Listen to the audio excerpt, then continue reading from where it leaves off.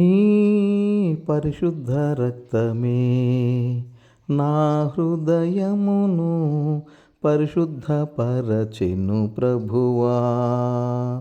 నీ పరిశుద్ధాత్మయే నా మనసాక్షిని శుద్ధి చేసెను ప్రభువా. నీ పరిశుద్ధ వాక్యమే నా అంతరంగమును శుద్ధి చేసెను. యేసయ్యా, నా పూర్ణ హృదయముతో, నా పూర్ణ మనసుతో, నా పూర్ణాత్మతో నిన్ను ఆరాధించెదను.